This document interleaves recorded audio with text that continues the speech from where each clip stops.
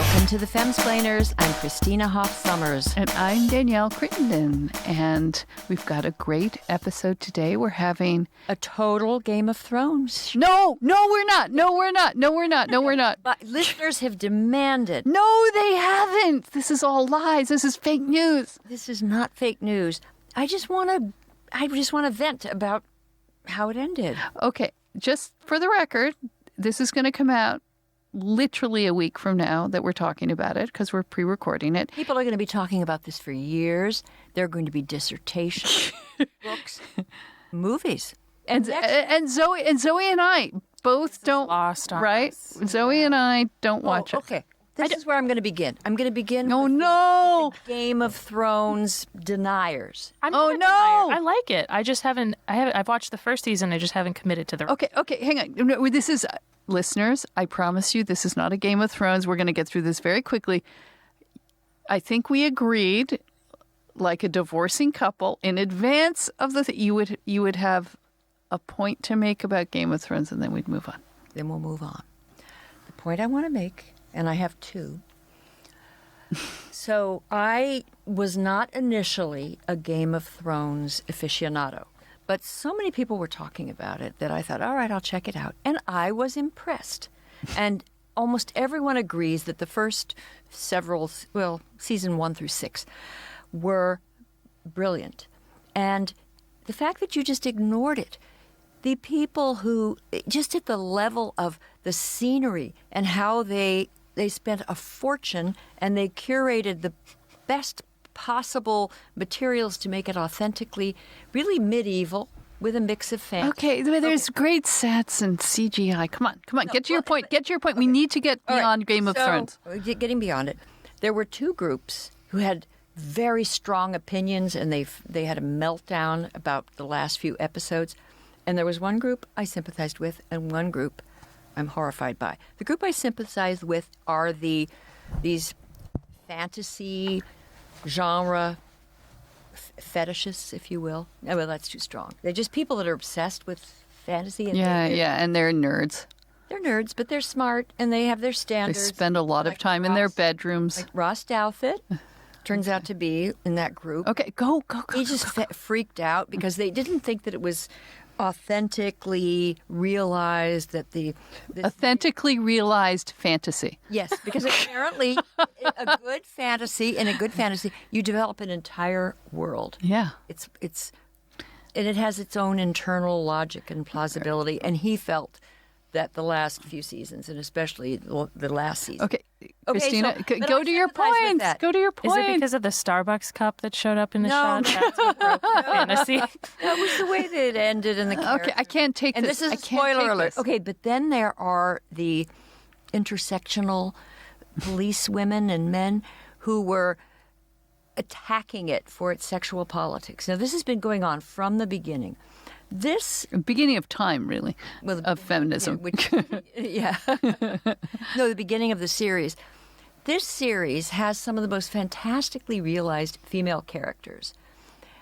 I love them, especially Brienne. She was my favorite.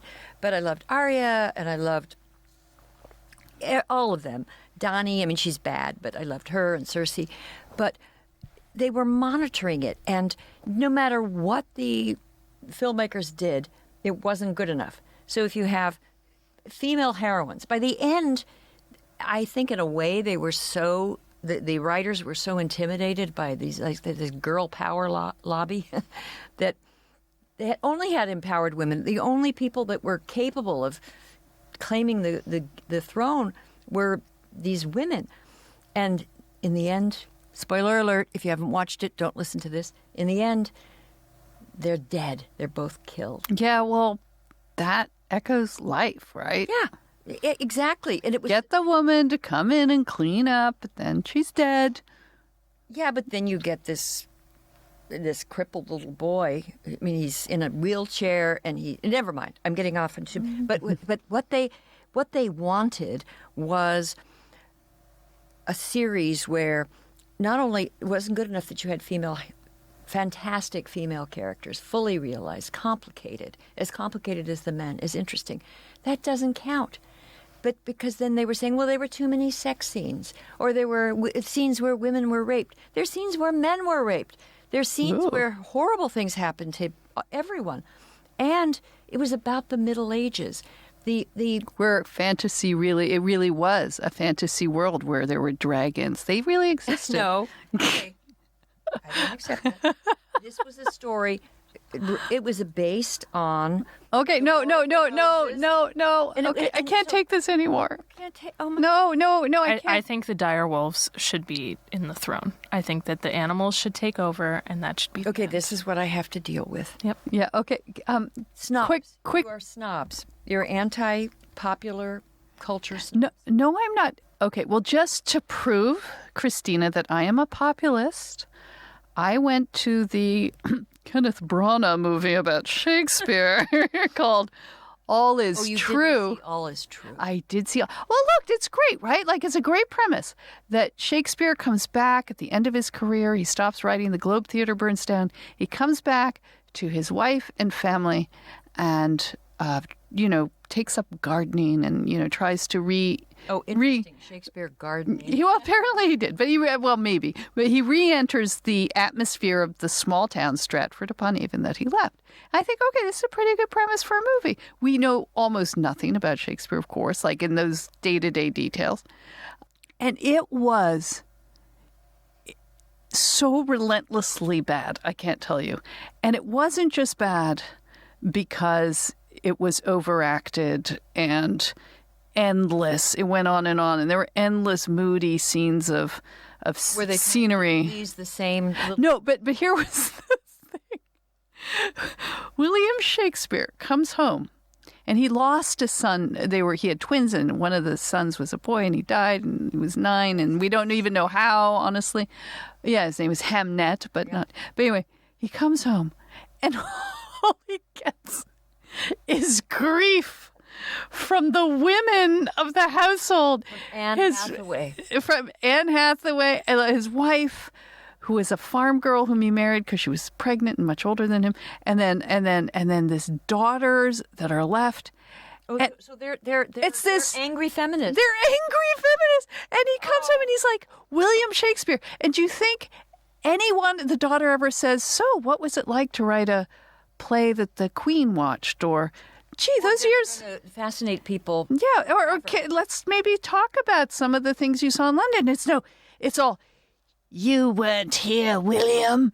You went away. You left us. Your son died, and we were alone. You just weren't here. And there's all this emotional anger, and he doesn't appreciate her daughter for her literary talents. It's just to attack. William Shakespeare. Even the greatest man, one of the greatest men that ever lived, just cut him down to size. Well, we took our daughters and they actually left correctly, like, an hour into it. They just said, can we just go home? We're like, okay, but it might get better. I kept hoping it would get better. And we got home and my eldest daughter, Miranda, said, she said, like you were away. Like, a lot of men went away in that era and died. I mean, they would get on boats and vanish, go off to wars. Invading Normandy. I was here having to do the laundry. I was having to live our life, Will. And you weren't here when your son died, and it's your fault, and everything was his fault. And oh my God. Anyway, okay, moving on. Good women, bad men. All right, so don't see that movie. Okay, so I have... You see Game of Thrones, but although I haven't given away the ending. Okay. Okay, sorry. Oh, God, it's over. I didn't Thank really God. get to my point. Do you want to talk about Lord of the Rings next? Oh, my goodness. That's even better. No, stop. Okay. You have not seen, you do not like Lord of the Rings? Okay, no, and we're moving on. Moving on. Have a whole As Christopher Hitchens once said, by the way, I once said to Christopher Hitchens, I didn't like Lord of the Rings, and I felt bad of it. The book, not the movies or whatever. And he said, yeah, bit of a chop thing. And I totally agree with that. I mean, the minute he said that, I said, that makes total sense. I can't fully explain why. Okay, so I have a story. It's titled, Snapchat's gender-swapping photo filters can result in real transphobia. Christina, do you do Snapchat? I could. Oh, talk about the populist. Oh, woman I've got. I am all over Snapchat, friend. I'll do it. I don't. Okay, but here's what you do. So there's filters, right? Zoe knows all about this. And I have a Snapchat group with my kids. And I found when I get bored, I like to turn myself into Snapchat characters and then do dialogue. It's okay. It's what I do when I'm bored. Oh, like your karaoke by yourself. Karaoke. No, I drive my kids crazy because I'll like find a Snapchat filter. Like there was this like old lady with terrible hair, and then I had whole monologues for them, and I send them to my kids. You know, it's just fun. It's like being a character. Okay, anyway, Weird, but we won't say anything. it's like Game of Thrones. Anyway, recently I didn't know this was going to be an issue. I came across the filter that will turn you into a man if you're a woman, and a man can turn himself into a woman, and you get to see what you look like you're the opposite sex. And can I just say, I was a super hot man. I looked like It's so flattering. they do have that kind of wrinkle erasing, thing, but no, I was just like I look like my I can kind of young brother. They give you a beard and things, but it's apparently okay.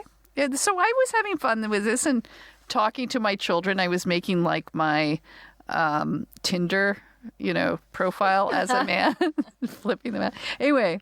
Well, wait. What would your name be? Oh, Daniel. Obviously. Daniel. I'm Chris.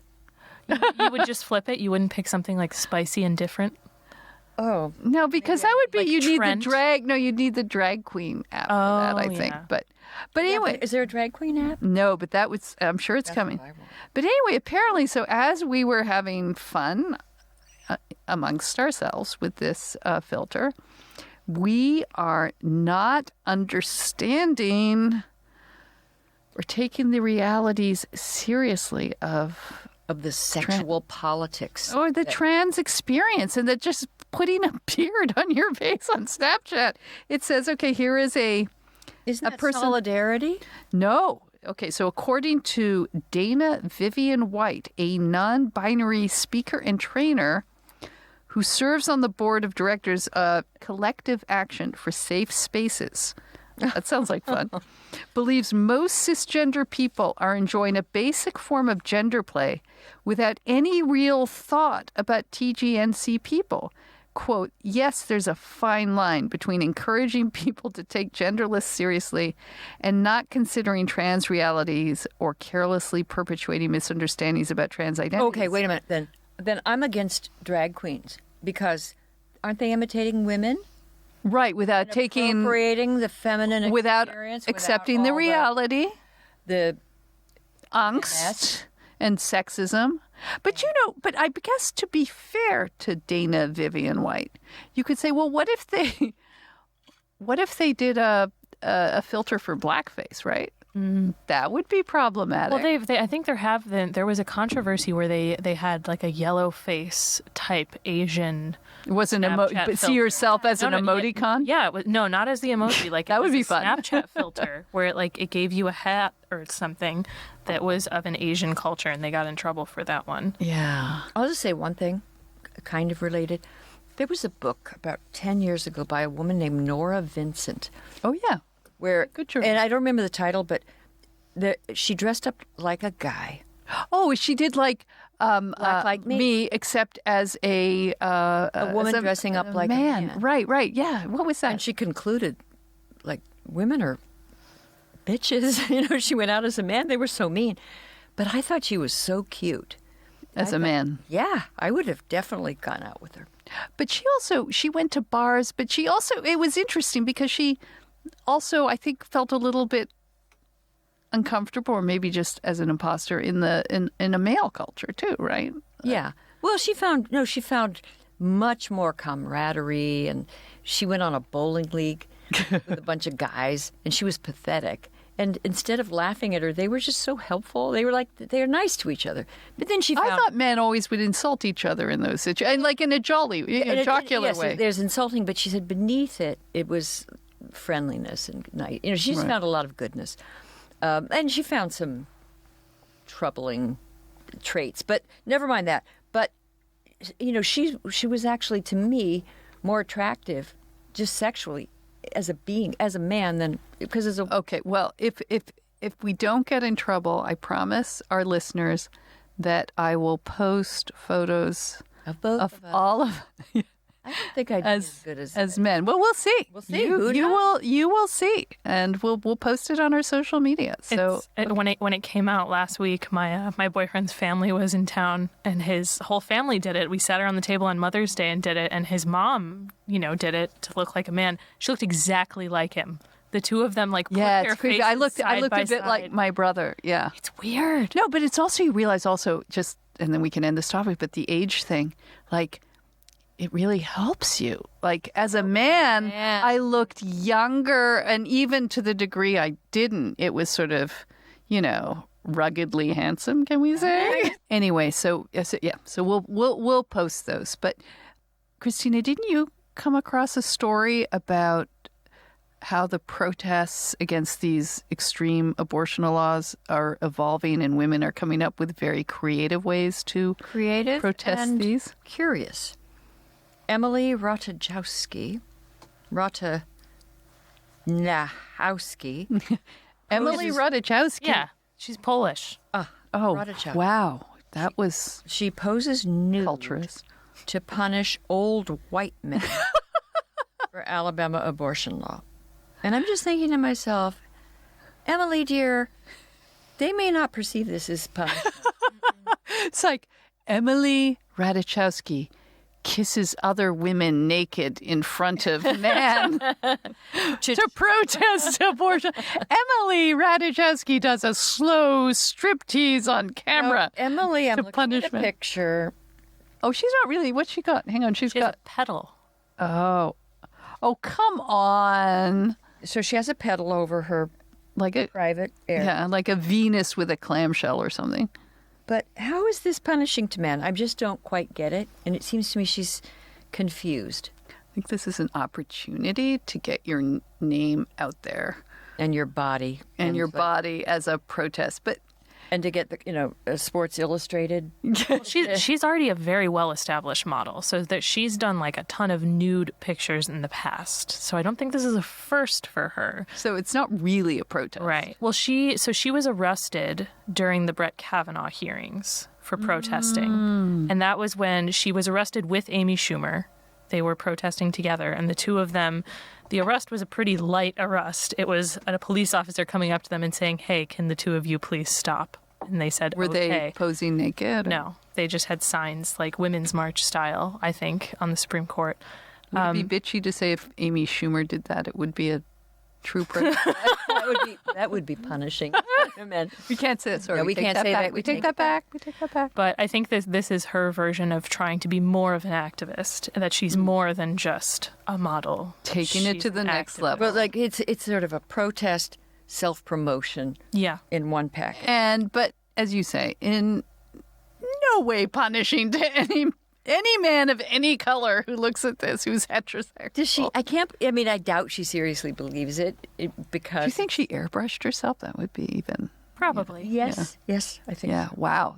So. Well, I think so. There's actually a group of women that she might want to join if she wants to affect actual change, which are the women who are participating in the No Man 2019 campaign.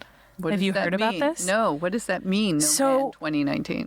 There was a hashtag that was started around New Year's that as a New Year's resolution, women would just completely ignore men in any romantic way for an entire year. Who are these women? Is it massive? A lot of them. So this was an article that came out at the end of April that was in Vice that's talking about how they're doing 4 months in, basically.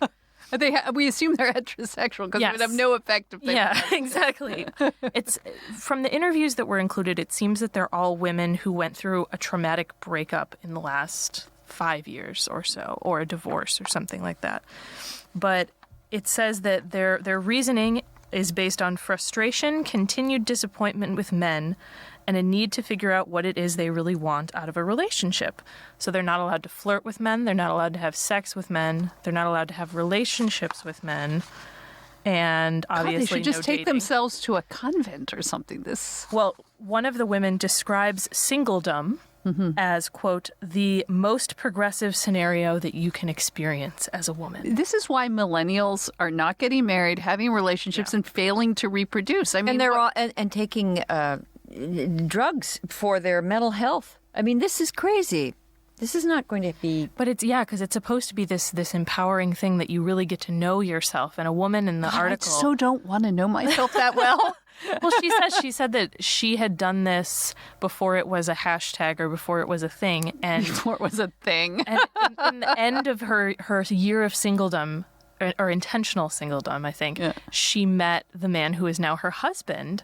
Oh. And he said that I was so attracted to you because you totally knew who you were. Oh, no, he was so attracted to her. This is like old rules, girl. You know, this is like going back to... It's a new way of playing It's hard hard to get. But this is, so the husband says, the hardest thing about being with you is that I know that you will never need me. Oh, that's horrible. But I always say that that's the most powerful thing about being with him because it means I want him. But okay, here's let's just put this into reverse mode. I would hate it if the man I love said, I don't need you. Come on, what kind of attraction is that? Yeah. This is a mental illness. It's a mental illness. It's a generational illness. It's a whole generation with a mental illness. Yeah. Of course, people need each other and depend on each other. And a lot of women, not all, but a lot of women like to feel protected. And But look, I think men want to feel needed and they want cared for. and they want and you adored. to feel that they need them. No, this is It's okay. alienating. This is like so shooting oneself in the foot, like protesting as a beautiful woman naked to piss off white men. You know, not going to work. Sorry, and not having sex and flirting and taking all joy out of interaction with the opposite sex. This is self-punishing. It's nuts. It's nuts. All right. Well, we got to get to our guest, Helen Andrews, who we have both followed for a little bit. She's managing editor of the Washington Examiner magazine, but we came across her first on an article that she was published in January in First Things about she was not the first, but one of the first people to have a public shaming. And in her case, it originated not on Twitter, but on C-SPAN. If you can imagine benign C-SPAN, 2010, that pretty much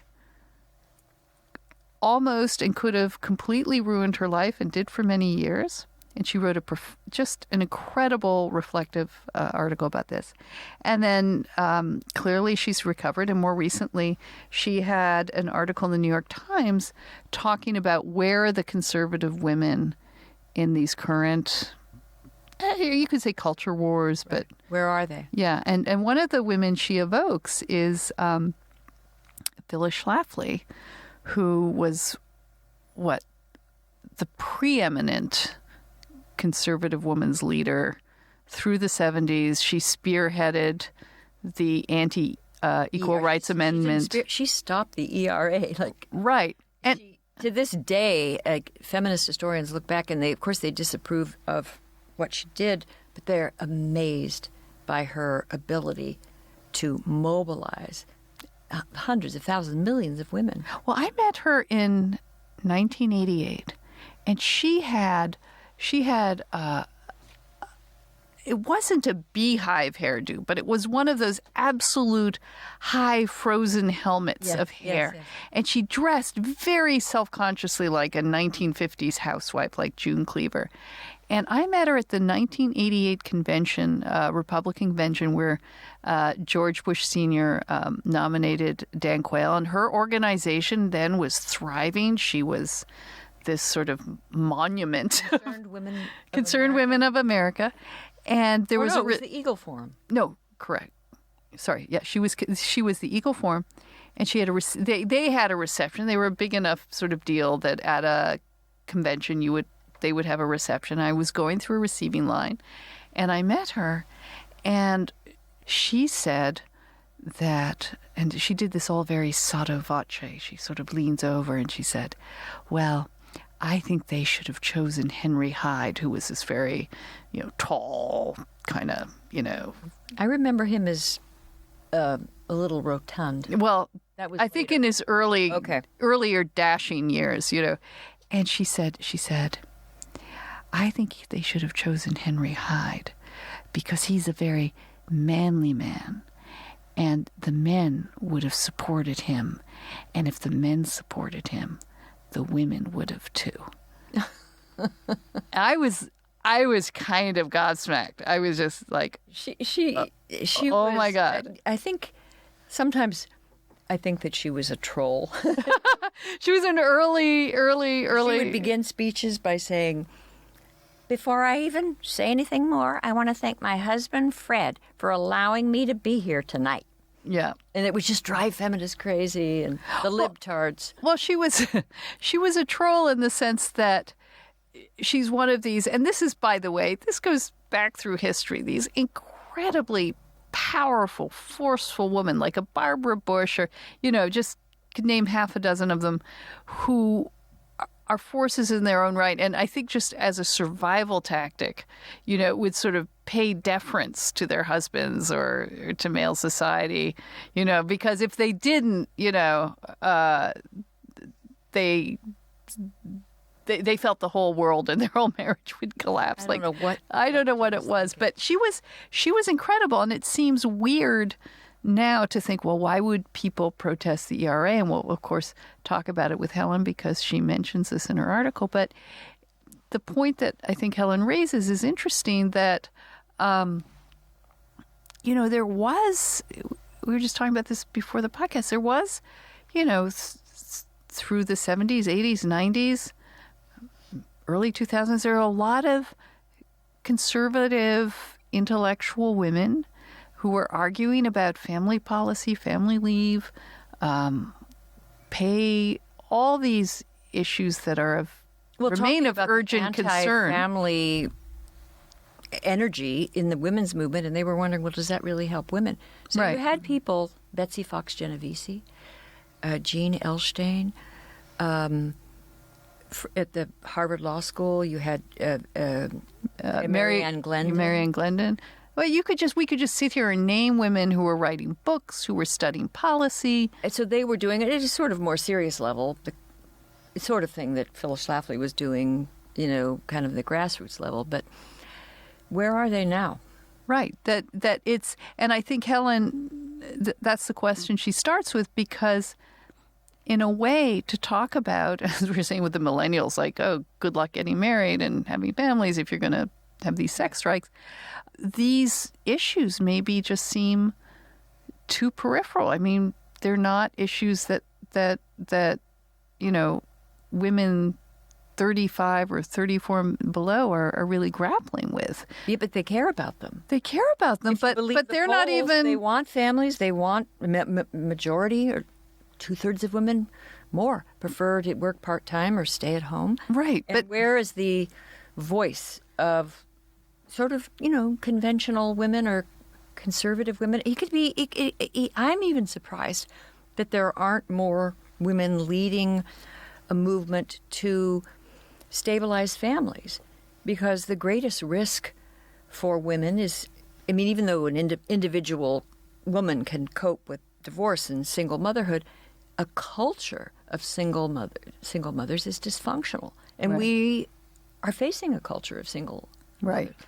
And where are the voices, Well, where's that intellectual counter movement? Okay, so yes, so this is what we're going to explore with Helen. So let's bring her on.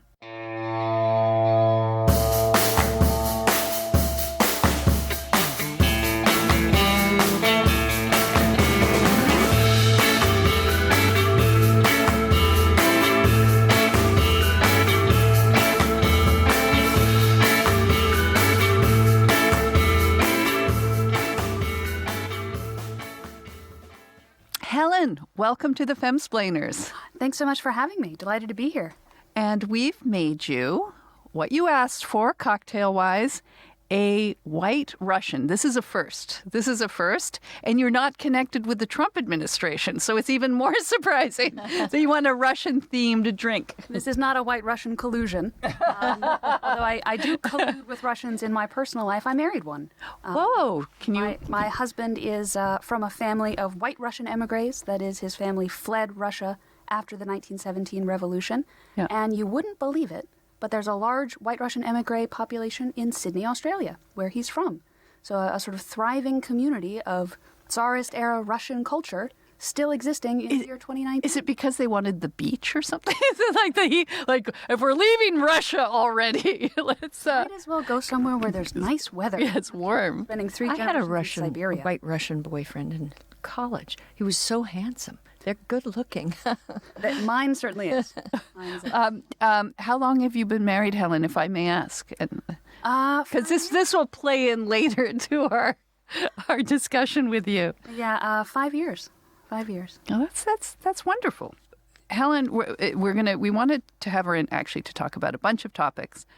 The first one was her most recent article in the New York Times, which is headlined, "Where are the socially conservative women in this fight?" And this fight being general, I think in a general sense. But Helen also wrote, I think, Helen, this was truly one of the most remarkable articles I've ever read. And I'm not, that's not false flattery. I think, Christina, you had the same. I had the same reaction. My husband David had the same thing. Like, it was just one of these articles, and it was in First Things. It came out in January. It was called Shamestorm, because can we call you one of the pioneers of being the publicly shamed before? Well, just when it was starting, before right? John Like at Ronson, was writing about, you were shamed, and it happened on C-SPAN, and we'll talk about that. Yes. But it was, what was remarkable about this article is that I think very few people can go through what you went through and not only describe it, and it was beyond horrible what happened to you. And that's partly why she ended up in Australia. That's right. Pro tip: when you get Twitter shamed, move to Australia. But also, and we'll get to this, the incredible compassion for your shamers and self-reflection that you came to after it, I think, was the thing that made it very remarkable. But shall we just start with the socially conservative women, because Yes, because let's that's start with that, because it's interesting. It's you raised a. I didn't say it wasn't interesting. You just want to get to the shaming. I do want to get to the shaming, but You're just such a gossip, Christina. no, it's not gossip. It's just No, it is fascinating. let's talk about conservative women. Why isn't there an uprising among conservative women defending the family? Well, a little backstory on the title. Where are the socially conservative women in this fight? I had to specially ask my editor to include "in this fight" in there because I didn't want to sound like I was overlooking all the really great socially conservative women who are out there doing good work, and Right. life issues and abortion and all kinds of things. But in the particular area of family policy, Yeah. work-life balance, whether we should have subsidized daycare, paid family leave, things like that, that's where I really sense just kind of a void in the conversation, where the voices of socially conservative women, stay-at-home moms, are just not being heard. And so that's what the article's fundamentally about. And why do you think that is? Because Christina and I have been through, as you quoted, the mummy wars of the 90s. I remember them vividly, not least because I was a mommy with young kids. But it's true, this was a big topic, and there were many women writing about it, and they represented all sides. And maybe, the people, I remember being one of those myself, who were arguing that, it wasn't just that it was, I wouldn't say it so much as conservative, but if women are going to be able to achieve their dreams, you had to allow that you're going to want to be, with your children for a certain amount of their lives. And it's interesting to me that you point out that isn't even an argument that is going on. Yeah, on the one hand, we have lots and lots of polling that shows us there are tons of women out there who are staying at home or who are working but wish they could stay at home or just work part-time. So they're out there. It's not that women don't want these things or don't think that way. It's just that they're not represented in the policy debate. Now, the precedent that I found for that, where the conversation kind of worked out in the same way, was the fight over the ERA. That was another case where polls showed there were lots and lots of women who said, we don't want it. We think it's a radical feminist agenda. We think it's going to be, a cornucopia for radical lawyers in the courts to impose on us an agenda that we don't want. And yet, even as late as 1973, everybody assumed the ERA was going to sail through because it had all of the momentum behind them. There were plenty of women in Republican politics at that time. I mean, heck, the head of the RNC was a woman, Mary Louise Smith under President Ford. But none of those active, successful Republican women jumped in to give voice to those women who were opposed to the ERA. Well, they weren't organized like the women's movement. Movement is key to that phrase.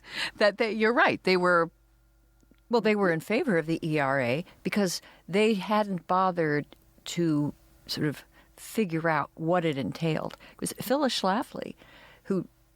You mean the women who were not feminists were sort of inclined to be for it? Everyone supported it. Because it Nixon seems intuitive, right? Like, yeah, I want equal rights. It was a gesture of fairness. It was a common sense amendment.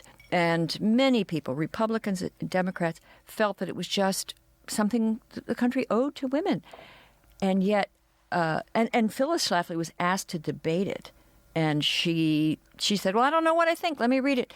And then she started looking into it, and she saw what no one had seen before, how it was going to be used. And she went... Sort of the potential legal repercussions. Well, she saw that it was going to lead to women in combat.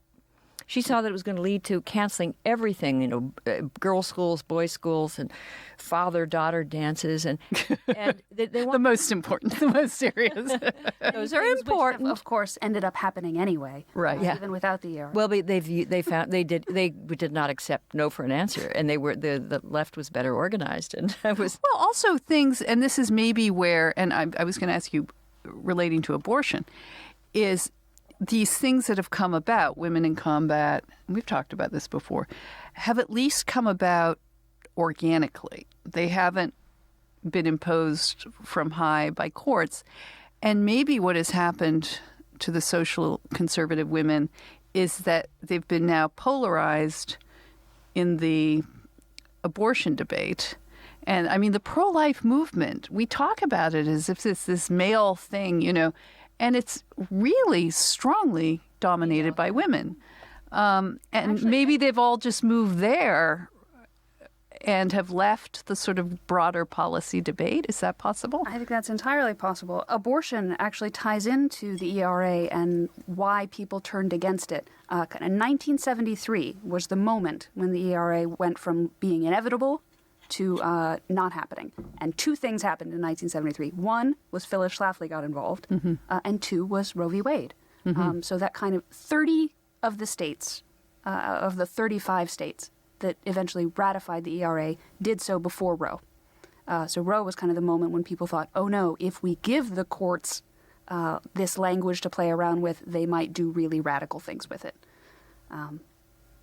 And I read a lot of feminist historians, and they look at Phyllis Schlafly. Of course, they don't agree with her, but they are in awe of her organizing abilities. And she started maybe the biggest grassroots movement in American history, certainly organizing women, and she did it without, there was no internet. There were no facts. That's right. It was phone calls and newsletters and ladies. And she direct mail. Do you remember that? Are just sort of envy her, and while they resent her, they have to admit that she was charismatic and she was smart, and she was also kind of a performance artist. She really was the indispensable woman. She turned that fight around single-handedly. If that one woman, hadn't done what she did, the fight would have gone a different way. I mean, she single-handedly changed history, and there aren't a lot of people you can say that about. Well, let's look at it from a generational perspective as well. I mean, fewer women. I mean, we talk about the problem with millennials and young women. Marriage is not happening. And so maybe the sort of mummy wars and family policy, it's maybe even way less relevant than it would have been even in the 90s. That if you were to talk to my daughters, who are respectively 27 and 17, they would completely agree that marriage and family is important and that they want those things, and but it doesn't loom as a kind of policy or even political issue on that front. I mean, you pointed out the assumption is we're always talking about the problem is not enough women are able to be in the workplace 100% of their time and not have any time for a life, let alone family. But what have you found about this sort of younger generation? And is that part of the problem? It is. That it is the case that a lot of young people just don't feel like it's a part of the policy landscape. It's just not something that they're thinking about. And I think that is completely misguided. I think we are actually right now, this year, in the next couple of years, at a really pivotal moment for family policy in this country. For the first time in decades, or possibly ever, the Republican Party, Republican politicians are proposing paid family leave proposals. For the longest time, the Republican Party was really skeptical about it because it sounded like a big new entitlement. For the first time, we have Republican senators putting forward proposals for paid family leave. And of course, on the Democratic side, half of their candidates are really running on things like subsidized childcare. So I think it's probably pretty likely that we will have some form of paid parental leave in the next 5 years. I think that's just And what will that look like? Because also, as you point out in your article, a lot of it is we need, whether it's universal daycare or subsidized daycare or money to go to daycare, and you point out, well, what if you just give it to families? Is this what let them make the choice. If the dad wants to stay home, fine, like $500 a month or whatever it is, whatever the policy ideal would be. Let them decide, but give them the choice as to whether they want to put it towards daycare or pocket it and not have to put their kids in daycare if that's not what they want to do. Is that the Republican idea? Absolutely. But it's not enough to just say we want to maximize everybody's choice and leave everybody free to make whatever choices they want to make for their family. You also have to not put a thumb on the scale with federal policies that are nudging people in one direction or another. And if we had something like free universal daycare, that would absolutely nudge families in the direction of having two earners and putting women right back into the workforce maybe sooner than they might otherwise want to be. You can't say we want everybody to make whatever choice is right for them and then say, sotto voce, but we're going to make one choice a whole lot easier and subsidize it. Well, here's what I see as the paradox. There is massive amount of evidence that given the choice, the majority of women prefer to stay home with their young child or to work part-time.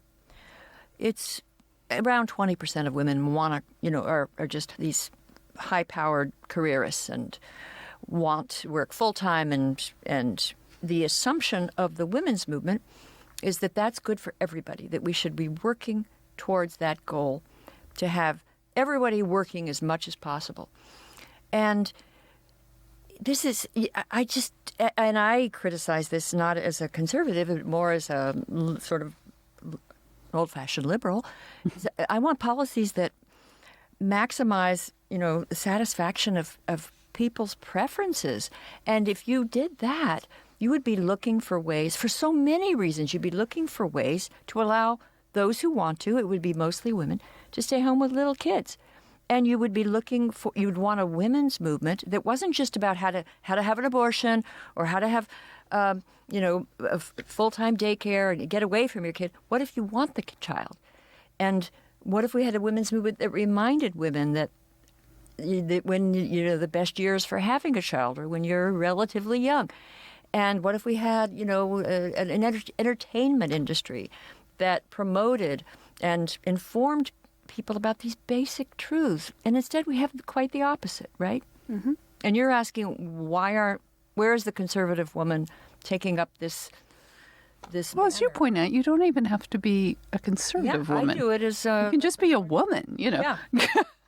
Yeah, I think in some ways the answer is really prosaic, which is that the women, who are passionate about making the choice to stay home, don't have time to get involved in politics. They don't have the platform because they're not professional journalists, whereas people who are professional journalists are more likely to be on the other side of the question. Although I'm glad, Christine, that you mentioned that it doesn't have to be the woman who stays home. One of the articles that I cite in my New York Times piece is a piece called Leaning Out by a Princeton grad student called Patrick Brown, where he talks about policy choices that the federal government could make to make it easier for one parent to stay home. And he got the idea for that piece because he was a stay-at-home dad Right. for a year while his wife was And he noted, and it was hard. Well, but you also note in this piece, and again, this is a topic everyone speaks a lot about, is this breakdown in male earnings, male wages, the breakdown in the family. You have an alarming statistic that 20% of prime-age males were not working full-time at the start of 2018. And then you raise something. I want to ask you about this because even my hair kind of stood on end when you suggested that, well, as long as men earn less than women, it's going to be a problem. So talk about that a little, because I think if you were to go to any woman, and especially a younger woman, if she's conservative, say, you know what, like Phyllis Schlafly, like, honey, you got to take the hit. You got to stop earning as much as men and just step back. Like that's not going to fly now. So talk a little bit about that point that you but wrote would in your. you want to marry someone who earned less than you? Most women don't. So that's a problem. What if he was a band leader who was handsome and could dance? I don't know. That's a tough question, Christine. Yeah, failed. Okay. I think you just described Harold Hill from the musical. Yes, exactly. What about Harold Hill? All right, sorry. So go to that point, because that was where you really, on this article, really sort of walked out to the end, a Wile E. Coyote, like on the end of the point of the cliffs. And I want to hear you talk about that, because it's also a very interesting and important point. Yeah. Just as a matter of simple justice, I have a moral commitment to equal pay for equal work. Mm-hmm. On the other hand, as Christina points out, you got to meet people where they are. You got to take account of facts. And the facts, as revealed in a David Autor study of the China shock and how it affected different localities differently, found that in places where men's wages went down, This is not in China, here. this is here, Yeah. in places in America that were hit by the trade shock that came. Right, so manufacturing and, where traditional male jobs. That's yeah. right. And in those places, when male wages went down, marriage went down. When women's wages went down, marriage went up. Now, that's just a statistical fact that has been observed about the world. And I think that we shouldn't judge facts. We should interpret them. Well, you also pointed out, I think, too, that when you asked young women, like, what was the most important trait they were looking for in a partner, and it was like a steady job, which was sort of sad. But given where we are today, how do you make that into policy? How do you even sell that? Because I'm not going to sell that to my daughters, and they're very reasonable, fact-based women. True. But one thing you could sell is saying, look, industries that are dominated by women have been doing pretty okay in this economy. They've seen wage growth. They've seen labor force participation growth. Describe those areas just so we know what we're Yoga talking about. instructors. Pink collar jobs, service jobs, nursing. These are areas where women are well represented, and they're doing fine, or doing all right in this economy. So what if instead we decided to put some policy effort into rehabilitating and nurturing parts of the economy where men are overrepresented, simply as a reaction to the observable fact that men, in particular, are having a really hard time economically right now. More of them are unemployed or staying at home, not even looking for a job anymore. Their labor force participation, even among men who ought to be working, is way down. So let's address that by directing some of our policy attention to parts of the economy where they're represented. That would be one way to address this. No, and without it's saying we need to pay women less. Right. So what you're suggesting is we have to recognize that despite all feminism ideology to the contrary, that men are not ruling this country necessarily. They're not doing well. This is your point about boys in education. Yeah. And until we can accept that men need help in these areas, and and that also then when you get into the opioid addictions and men dropping out and communities failing and Yeah, you always hear so many feminists saying, why don't men ask for help more? Why aren't they more open about their feelings and about requesting assistance when they need it? Why do they have to be stoic and all this toxic masculinity? Well, right now men do need help, and a lot of them Right. are asking for it. and we yet what I we see could say, from- why don't we offer more help? Well, the Obama administration, remember the infrastructure bill? And there was all this money that was going to go to building bridges and restoring tunnels. And immediately when this bill came before Congress, the women's groups mobilized and said, aha, it's going to, history's going to repeat itself. It's going to be all men, like back in the, with FDR. It's going to be men who get the jobs. And they insisted there's an emotional infrastructure and women should get the money. And then there was actually... we can't say women have an emotional. Isn't that sexist? Well, that's what they said. Okay. And it turned out that, I don't know, some bridges and tunnels were fixed, but a lot of money went to whatever that is, the emotional infrastructure, to social workers. And I'm just telling you, it's very hard to do anything to help men. But as I've pointed out, if you don't help men, then you hurt women. But that's not a message. Well, that's what Helen's saying too. So Helen, before we get on to shaming, what would be your shout out to conservative women? Like, what would be the best thing they could do? Unless again, they need women. a Let's not charismatic say leader. They need let's a not charismatic say leader. And that should be you, Helen. But policy wise, so how do we frame this? How do we say, we need to do this, and what would be the bumper sticker? What would we do? I said earlier that we are looking down the barrel of some very specific policy fights that are going to happen in the next year or two. And one of them is paid family leave, and the other is subsidized childcare or subsidized daycare. I think in both of those, we need to have women standing up saying nothing that disadvantages stay-at-home moms, nothing that puts a thumb on the scale in the favor of one family model or another. And you could even do this gender neutrally, like the guy who's coming up with the policy who was a stay-at-home dad. You don't have to make it about mothers. I mean, even though they will be probably the people who most take advantage of these things, you could just we're promoting families, we're promoting those who also want the choice to have someone stay home. So that's fair. The piece of feedback that I got the most on this article was, well, gosh, a one-earner family sounds like a nice thing, but there are a lot of families for whom two earners are just an economic necessity. Right, because also wages have gone down and families are. But then you're lucky if you even have two earners in a family these days, right? There's that.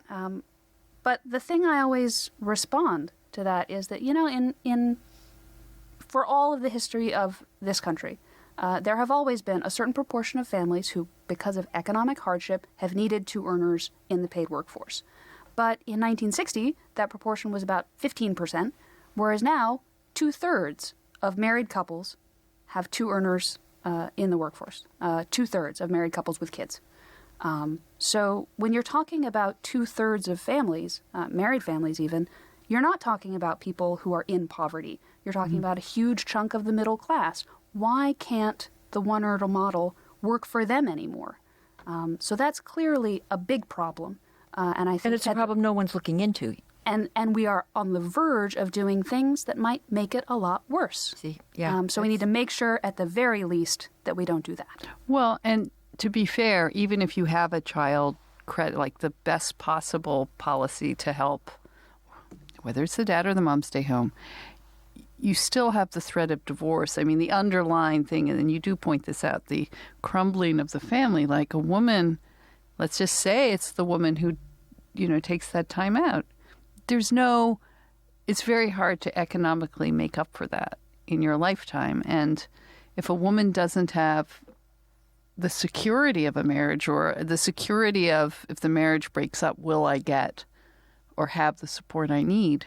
I mean, that's also a problem, right? That's true. Although very often I hear women say, of course, I need to keep on top of my career so that I can be independent. I don't want to be dependent on my husband. But of course, even working women are not independent. You are dependent on your employer. Or very often, mothers without husbands are dependent on the government.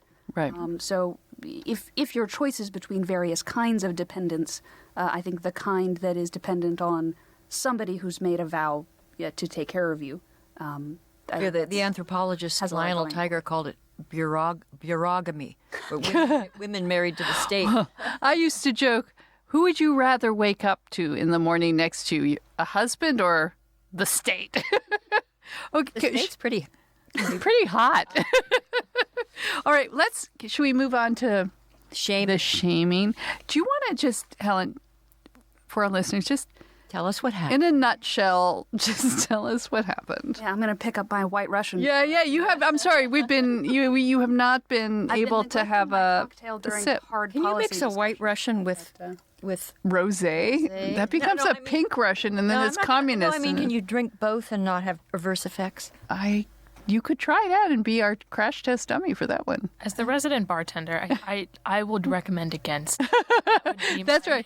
Zoe, by the way, is moonlighting as a bartender. I am. Have you seen people do that? Yes. Okay, I'm not. It's always bad, right? I have seen someone put a shot of Bailey's in red wine. No, I'm not. No, how drunk were they? Not drunk. No, that's not my question. Very old All right, woman. I've been misunderstood. I was not going to put it in the rosé. I was going to independently take a glass and have the same drink and just mix my drink. You know what? I didn't make enough White Russians for you, friend. You're stuck with your actually really gross rosé that you brought in today, and it's really bad. I'm not even I'm not even going near your rosé. I'm having my bespoke gin and tonic. Okay, moving on. Okay, moving on. Let's go to shaming. Okay, so in a nutshell. When I was a few years out of college, so a very young writer just starting out. 2010, right? Gosh, now I feel old. No, sorry. Well, hey, join the club. And you were a recent graduate of Yale University? That's right. And I was invited to contribute to an anthology of essays by young conservative writers called Proud to Be Right, with an introduction by Jonah Goldberg, AEI's own. Yay! Jonah. He's been in this studio many times. He has his own podcast. He just comes in here for the bar, I bet. Yeah. No, he doesn't get the bar. It's only for our guests. And in order to promote this anthology, they put together some, book panel events, the way you do when you have a book out. And so I appeared on one of them with one co-panelist who I didn't know, another co-panelist who was Jonah, moderating, and a final co-panelist who happened to be my ex-boyfriend.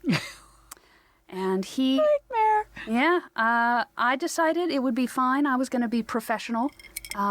But he decided, midway through the Q&A, to just kind of go off on a rant about me and how terrible I was and how I'd been a bad girlfriend and was generally a psycho. And just... Was any of this true? It's important to say, in Todd's defense, his name is Todd Seavey, that he didn't say anything he didn't believe.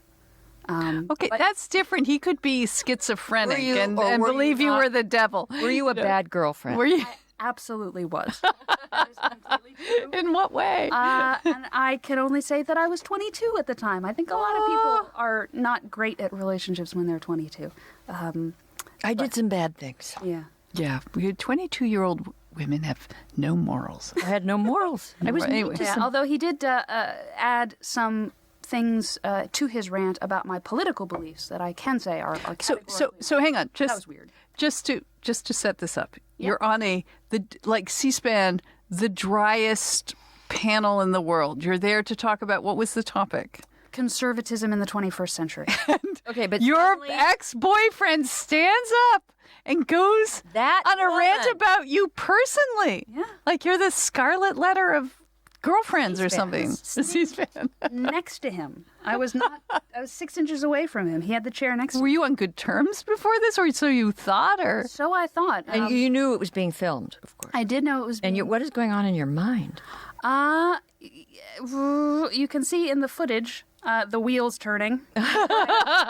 Oh my God. Some people have asked me afterwards, how did he get away with it? Why didn't somebody stop him? Yeah. Tackle him Why- or yeah. punch him in the face or take the microphone away? How was he allowed to go on Right. for so long? Good question. The answer is everyone was just kind of blindsided. They had no idea how to Could process you what have, was happening. I mean, this is all, 2020 hindsight, but could you have said something like, maybe today you would have, I think that's very inappropriate and personal. And you could have pulled a whole, a whole thing today, but at the time it was just. Yeah. Although I did get in a pretty good zinger. Actually, this was the only of all the aspects of this situation to be annoyed about. This is probably not the one that should have been at the top of my list. But the end of the story is, of course, that this 4-minute rant was clipped on YouTube and went viral. But I was annoyed that they clipped the end of the video before I got in my zinger. What was your zinger? Todd concludes his rant by saying, after having, descended to such depths of depravity, is there anything that you do consider immoral? Any low to which you would not stoop? Oh my God. And I paused and thought for a minute and said, I think spilling your heart out on C-SPAN. Oh, they cut that? I was really... So you would be like a heroine today for that. Okay, we gotta get that video and post. Yeah, okay. Okay. Please don't. I take it back. But the important thing about this was, okay, good. so you're on a panel. An ex-boyfriend goes wild. It's a nightmare, obviously.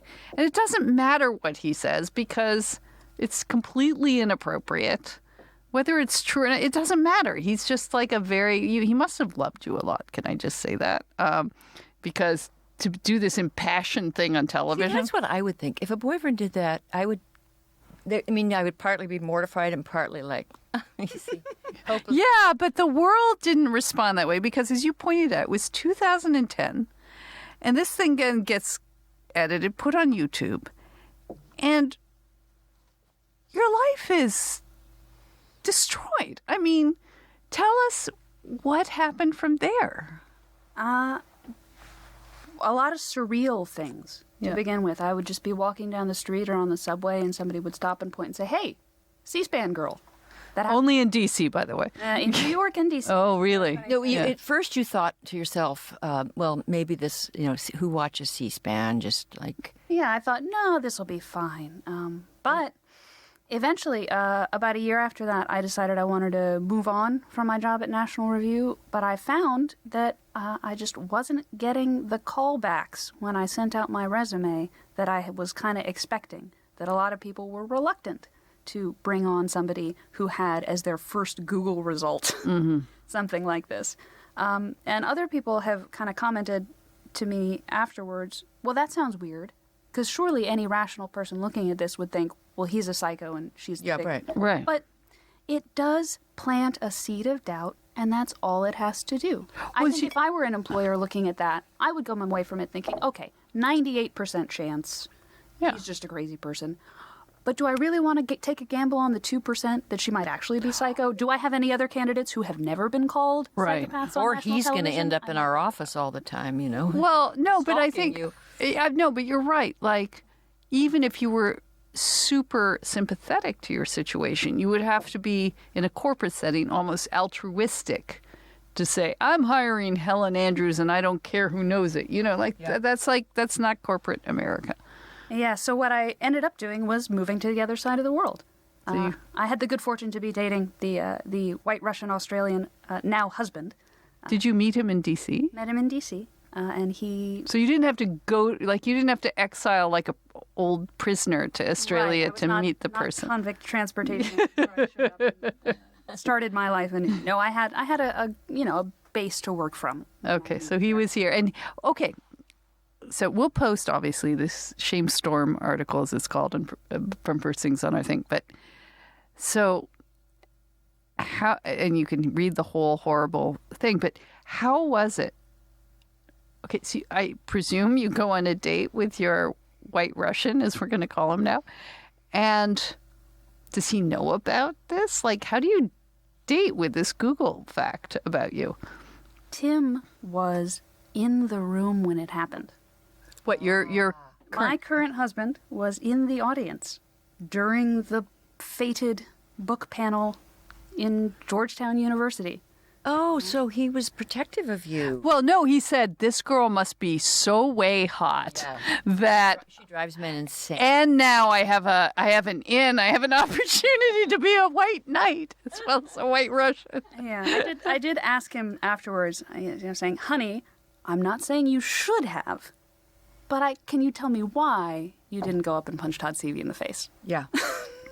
It was a little early. If he had been your husband or boyfriend at that point, I think that would have been correct. Would have been a little early. But he saw, give him this credit, he saw his opportunity. Although, to be fair, moving to Australia did not actually solve the problem in quite the way that I thought it would. Wait a minute. People can Google in Australia. You have Google? Wait. No, but hang on. Just 1 second. How quickly did he ask you out after the panel? We had been dating at that point. Tim was there as my date. Oh, so maybe this set the X off, maybe. That could have been it. Yeah. Could have been. Well, not that that's an excuse, but still. Okay. So you started dating before this happened. So he was already locked in. Mm-hmm. Yeah. So maybe you should have punched the guy up. But anyways, but then you go to Australia and you think, I'll start a new life. And of course, they do have Google in Australia. And tell us what happened. It was about 18 months before I found a job there. And once I did find a job at a think tank there, as soon as I put out my first report, an Australian parliamentarian tweeted it and then tweeted a link to the video saying, "This report on the regulation of nonprofits is clearly invalid because I don't care what this crazy lady has to say about it." You know? So I did a lot of TV appearances in my capacity as a think tanker down in Sydney. It would usually come up in my Twitter mentions when I was on TV. It just was unavoidable. People would come up and ask me about it. And even after I married my husband and took his name, even though the Google results were still under my maiden name, it was still a big part of my life. So it's a metaphorical ball and chain that you have Is there to... any way to escape it? I mean, I've heard that in Europe they're more forgiving and they order the internet, Google to erase but it's actually not possible to erase it because... No, you had to come to a kind of philosophical, which was, again, this was the really profound part of your article. You cite a great line from Aaron Sorkin about bad publicity, that it's like seasickness. You think you're going to die and everybody else thinks it's funny. The seasickness, I don't just think I'm going to die. I want to die. And even my little, experience with being, people piling on for this or that on Twitter or something, it's a terrible experience. You feel frightened. And then you think, oh, well, this is going to stop. No, it's not.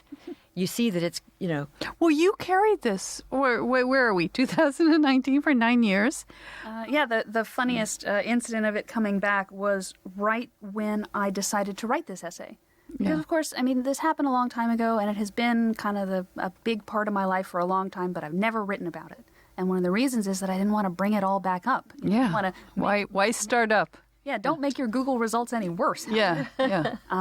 But while I was contemplating whether or not I wanted to revisit this and sort of share what I learned, I was with my husband in New York City, and he was at a conference of free market activists, because that's what he does. And just at their lunch table, they were talking about, bad breakups in the conservative movement, just as fun, gossipy lunchtime conversation. And one guy at his table literally said, if you want to know about bad conservative breakups, you have to watch this. And pulled out his iPhone and put the C-SPAN video. not knowing that he was talking to someone who is now married to me. But he shut it down, right? He did shut it down. He did. Right. Didn't punch him in the face. You didn't punch him in the face. Why do you want? There doesn't have to be punching. We're against punching. No, I'm kind of for punching it. is good. In that instance. But you had the point, I think, that you made in this article, which took it to the level of, profound, was, and I sense that you're religious, and you were looking for a way not just to forgive yourself, but to forgive this wretched boyfriend who brought this all upon you. And you also identified with many ordinary people who have completely lost their lives through, and it doesn't matter whether it's Me Too or, some YouTube bad tweets that they've lost. I mean, it's like a death penalty leveled against people who have not committed capital crimes. You're not allowed an explanation. It's worse, actually. There's no lawyer. You're not allowed a self-defense. And as you pointed out, there are people who have just committed suicide in these instances. But tell us how you came to this level of forgiveness, which to this guy, Todd... It's actually pretty easy to forgive Todd because he's really a genuinely nice guy. And it doesn't sound like it. Very badly. And so I have a lot of compassion. Yeah, I don't know. To answer your question, after this happened to me, I kind of started doing a lot of reading about people who had been publicly shamed, and it started happening a lot more often. I was kind of an early trendsetter in this online. You're patient zero. Yeah, it's like nobody. I think as Rob Lowe said in, by the way, his amazing autobiography, the actor. He's another early one. Yeah, he was like, you never want to be first. He was like the first videotape. Yes. Yeah. Yeah. Another pioneer in that. Yeah. No, you don't want to. He says you don't want to be that person. No, but yes. But it has since become a lot more common. Yeah. And, well, one of the things I noticed was, as you mentioned, that a surprising number of people who've been through it do commit suicide. So this is clearly like a serious thing that can ruin people's lives. But the thing I found that surprised me the most was that in looking at these stories of people, in this decade who have been publicly shamed, and then looking at the past and historical examples, like Oscar Wilde is somebody I talk about, who had huge shame eruptions in their lives, I found... Sent to prison. Yeah. I found that it actually didn't make a whole lot of difference whether the charge was accurate or not. You have some people who are shamed for things they didn't do, but then you have some people who are shamed for things that they did do and that they feel bad about. And the emotional aftermath is actually identical in both of those cases. The kind of fear and panic and humiliation and just wanting to run and hide, all of that stuff is the same, no matter whether you're guilty or not guilty. And, as I started reflecting on which of those two categories I fell into, on the one hand, I came to the conclusion that, I was kind of not on a great path as a human being when I was 23. Oh my God, no one's on a great path as a human being at 20. Be that as it may. Rarely. The signs were not pointing in the right direction. And, I don't know if I deserved what happened to me, but that's not a question that I'm interested in the answer to. What happened to me ended up making me a better person. And that's kind of what I want to focus on. Well, you quote Oscar Wilde, and you said, he said, I learned many things in prison that were terrible to learn, but I learned some good lessons that I needed. But I don't know that you deserved Wilde to have had those lessons, and I don't want you to have had them. Like, they were so extreme. It's too harsh. It's too much, and that's what's wrong right. with this culture of internet shaming. And I think we're going to have to find a solution, because any new technology. There was a time, not in my lifetime, I don't think, but maybe, where you could go to a shoe store and they had a little X-ray machine, and children could, like, for fun, get X-rays of their feet. Like, X-rays were fun. And then Where is this going? wait a minute, what was I saying? No, the technology. Well, in this case, it turned out to be toxic, Gives you poisonous. cancer or whatever. And in the case of this technology, where now here we are with this capacity to say something denigrating or to humiliate someone, and the whole world can watch. This is new. This is uniquely punishing. It exacts a horrendous psychological toll. It's sort of Oh, and life toll, right? life toll. And I think that it's sort of like, X-rays for fun. No, public shaming for amusement. I think that we're going to have to, I don't know how, but find a way to eliminate this. Mob rule. Well, you had a couple of pointers on this. Yeah, well, just I think we really do need to emphasize the point that we are in an unprecedented situation. I mean, public humiliation has always been a part of human society. You had people in the stocks and you'd throw fruit at them and all that kind of stuff. But today, on the one hand, it is global. So you can't go to another town. Go to Australia. Yeah. Or move down the road to a different state. That's not going to work. And it's also permanent. I mean, you're right, the EU has tried the right to be forgotten and the scrubbing of Google results, and maybe that technology will get better, I don't know. But for the time being, public shaming is, for the first time in human history, global and permanent. Maybe we should shame people who publicly shame. Well, this is kind of what you said. It's like you have to know yourself. When you click on something or thumbs up it or pile on, you are part of the mob. You are adding clicks, and you are telling the editors and proprietors of the website you are visiting that running this kind of story is something that will be rewarded. Right. So I don't know that I have a macro solution. I think we probably need some. But for me, there are just some personal changes that I've made since this has happened to me. And one of them is that I don't click on shaming stories, even if it's someone that I really dislike, or it's someone who's being shamed for something. Like a celebrity or... Yeah, or if the shaming is somehow in line with my ideological preferences, that's really tempting. But I've decided there are some things in the world that aren't any of my business, that if they happen to me, I wouldn't want other people to know about. So if it's not any of my business, and if it's not newsworthy, then I don't click on it. And another thing is that I've discovered a surprising amount of solidarity among those of us who have been at the center of these shame storms.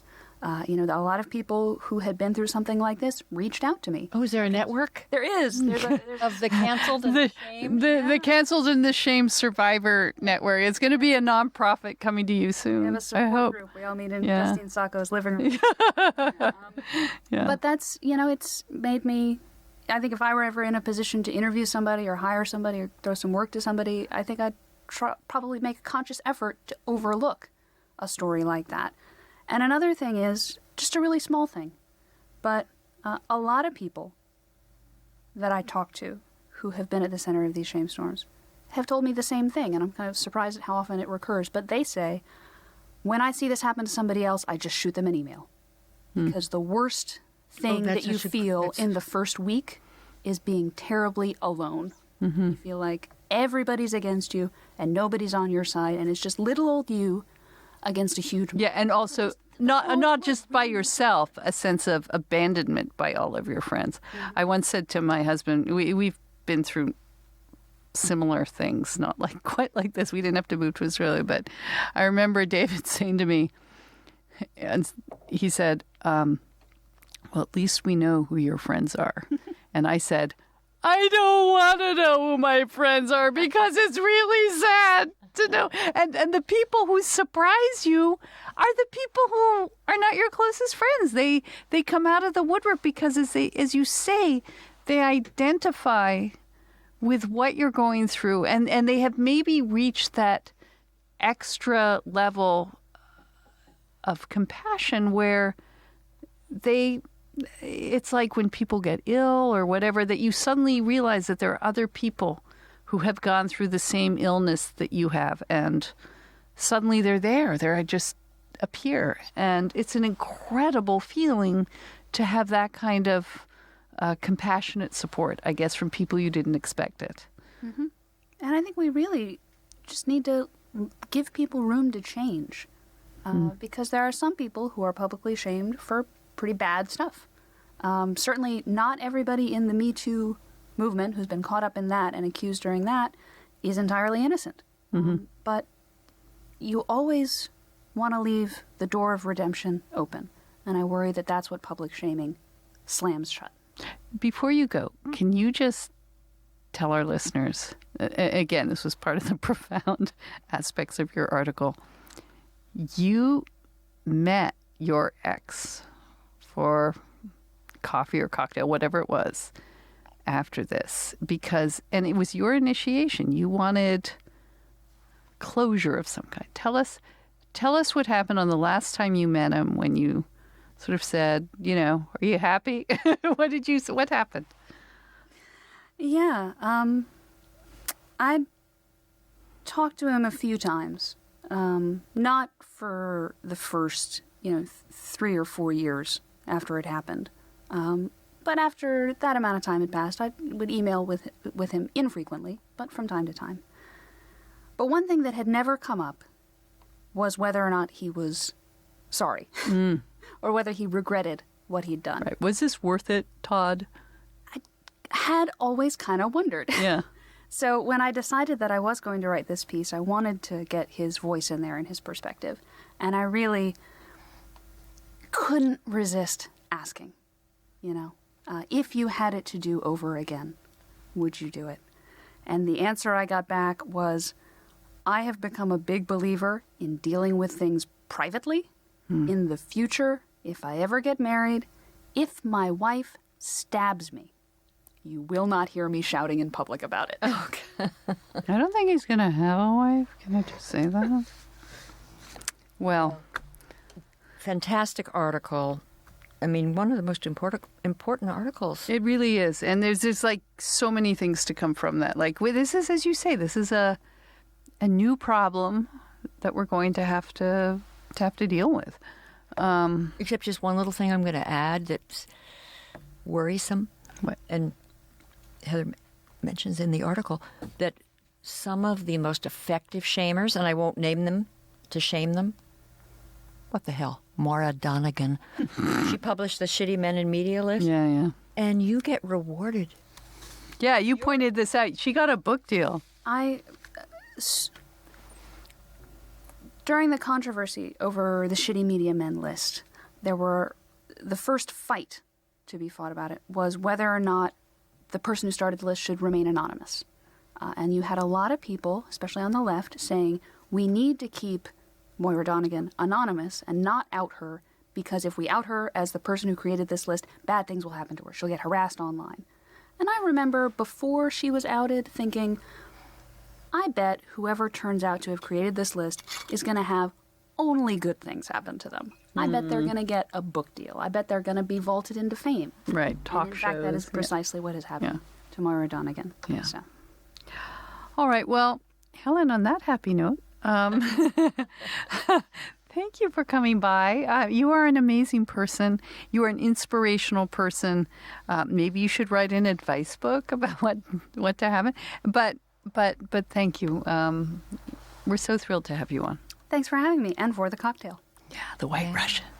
Can I have one now?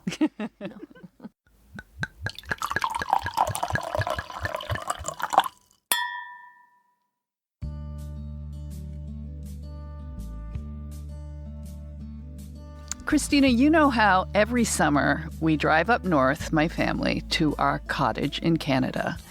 And what always terrifies me on arrival, that first time when you go to open it up, is that you're going to find mice have been all through your bedding and torn them up and gone into your pillows. And it flips me out. I make David go in ahead because I can't deal with what the mice have done over the winter. So this year I had a plan. One of our great sponsors is Brooklinen, which makes incredible sheets, sheet sets, duvets, pillows. They even do towels. They do everything you need. And I thought, you know what? I'm just going to be ready to replace, everything if I have to with Brooklinen Sheets, but not least because it's such a good deal. Well, it's not only a good deal, but they have the best reviews. They're the winner of the Best of Online Bedding category by the Good Housekeeping. They've got rave reviews from Business Insider, Apartment Therapy, Men's Health, and something like 35,000 plus 5-star reviews. And it's just better than any other online bedding company. Well, I hope that doesn't mean the mice are going to really give it 5-star reviews too. But it is very high quality bedding, luxury hotel level, but not at luxury prices because they work directly with manufacturers and the customers, so there's no middleman. It's like you're getting great bedding, but at wholesale prices. Well, my Brooklinen sheets are probably the best, most comfortable sheets I've ever slept on. And I'm very choosy about sheets, so now it's your time for your upgrade. You get 10% off your first order and free shipping when you use the promo code FEMSPLAIN at brooklinen.com. It's an exclusive offer just for our listeners. In fact, Brooklinen is so confident in their product that all their sheets, comforters, and towels come with a lifetime warranty. Hear that, mice? The only way, though, to remember to get 10% off your first order and free shipping is to use promo code FEMSPLAIN at brooklinen.com. That's BROOKLINEN.com, promo code FEMSPLAIN.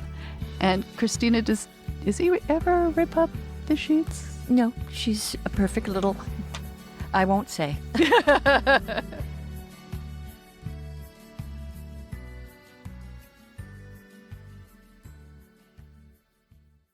Well, she's so impressive. Her level or her ability to forgive is amazing. And I think that's the thing that I took away from this article, and we talked about at the end, of course, is you have gone through this life-ruining ordeal. And how do you surmount it? And I think this is, as we're talking about, this is a real question for our times. Like, these people haven't been convicted of something. They're not, and yet they've been given a kind of metaphorical death penalty. And there's that they nowhere can to never go. appeal to. Can't really be appealed. They can find just nowhere where are people willing to listen. Right. But actually, she gave up people a path to redemption. Right. Well, She suggests the need. to suggest the need. And that's I think that's going to be a profound issue. It's like, I don't know, where is it, in Hades or in the circles of hell, like there must be some level for the non-person, the shades that... Oh, good. We've got to rewrite Dante's Inferno and have another cycle of hell where you're condemned to be this shade and through life. shamed. And try and get back your flesh and soul. No, you don't get it back so easily. Yeah, okay. So, moving on. On that happy note, Zoe, we have some little reader reactions. We do. So I have an interesting listener reactions that come from an episode that was a bit of a while back, but a good one, when we covered ecosexuals. Oh, I don't know if I can speak about ecosexuals. So, do we need to say what they're people have sex with trees or trees, plants, waterfall, mulch, dirt, mulch. the earth. I like mulch. What do you want? I don't want to be shamed. Well, we got Does a the lot mulch of, like you, Christina? It's not. The consent is still an issue. a lot of people brought that up in the comments. Does Actually, mulch consent? But I think the funniest batch of listener reactions came from this topic. And we have very funny listeners. We do. We have very witty listeners. So, we appreciate it. This particular one comes from Andrew, who is Australian, because we have all of our Australian friends. Yeah, because also it originated, I think, Australia. in Australia. Yeah, that was the original shame. Yeah, and you think that's kind of weird, given all the weird nature they Well, have. that's what he talks about. So this is, I can't do an Australian accent, so you're just going to have to, No, you can't. imagine. Come on, Sheila. No, that was bad. So he says, try any of that nonsense in the Aussie bush, and your cozy little lovin' with a friendly fern is likely to be gate crashed by a red-bellied black snake, funnel web spider, or worse still, the dreaded drop bear. What is a drop I don't bear? know. Oh my God, we have to Google We that. do. He says it's a bit too risky to do that down under, which is totally true. Yeah, and like, you know, just even the simple things like ticks and termites. It's just, anyway, okay, yeah, good. And the jellyfish, Good. the box jellyfish. Good point, mate. Good on you, Bruce. That was a good point. You're a good Bruce Splainer. And then Matt said, wow, I thought I was going to have to wait until Halloween to wear my Groot costume. I guess not. What? Groot? Do you not know what Groot is? No. Have you seen any of the like Avengers superhero movies? Okay, Okay, as you okay. know, All right, I all am right. not culturally... Groot is a tree. And he is a tree that is a superhero. And the only words that he says are, I am Groot. That's how he responds to everything. Groot. But he says it like very matter-of-factly. So he's this tiny little tree that can like fight superheroes and supervillains and stuff. And so... Well, at least he has a personality. I think You could maybe- get to know. You could Right. have at least a Tinder where this is profile. coming Are you from. saying you know? mulch doesn't have personality? No. Well, I'm pretty sure that Bruce Willis does the voice of Groot. So like maybe that's where this movement is stemming from. People are attracted to his performance. Oh, no. And I think Claude summed it up really well. He just said, you know what, I don't mind if people do this if that means that they won't be reproducing.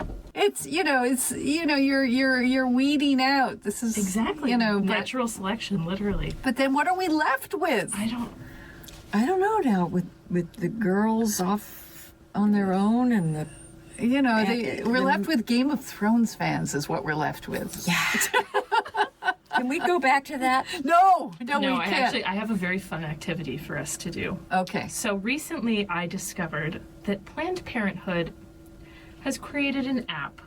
Maybe the ecosexuals could use it because maybe it could answer some of their questions. But it is an app that is Does mulch called...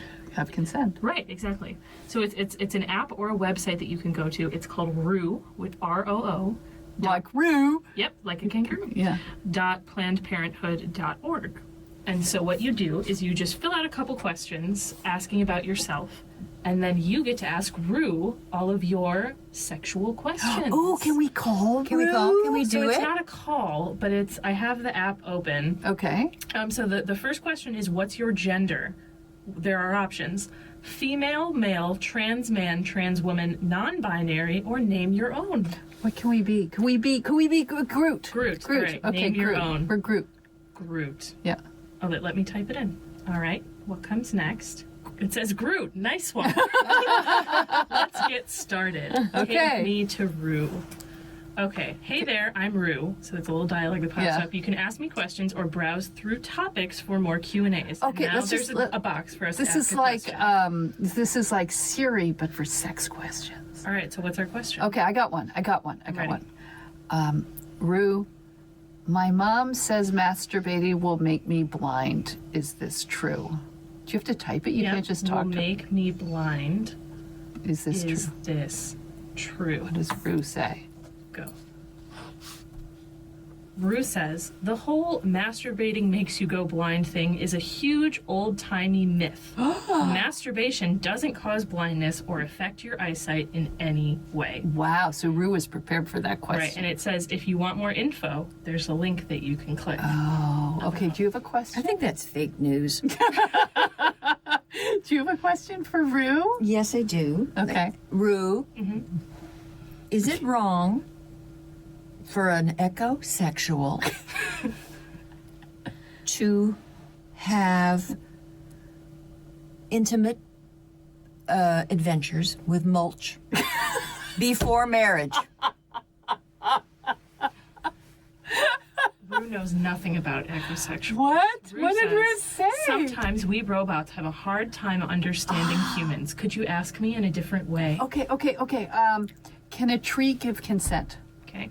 Try that. Can a tree... I feel like some 13-year-old doing prank calls. The only topic that came up when I searched that was, do I need to give consent if someone is my partner? So I guess a tree can't. A tree can't. Okay, let's try another old wives' tale. Okay. Oh, no, let's give it a moral question. Okay, Rue. I think I should be a virgin when I get married. What do you think? This is a moral question. Let's see if a robot can answer a moral question.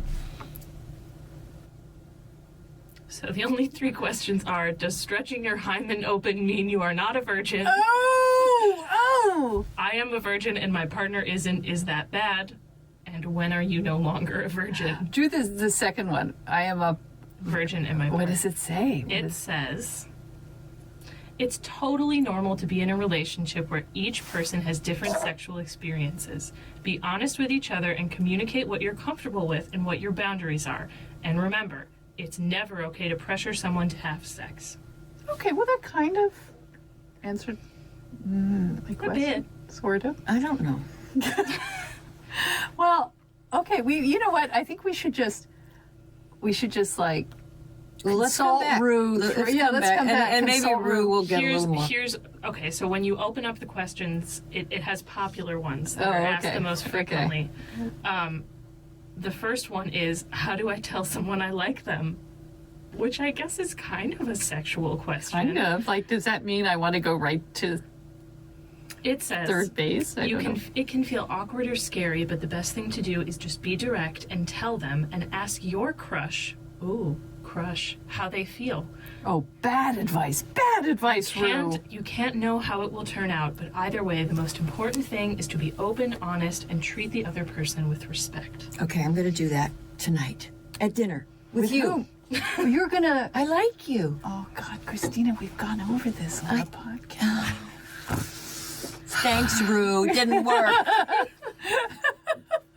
Okay, I think we're at the end of it.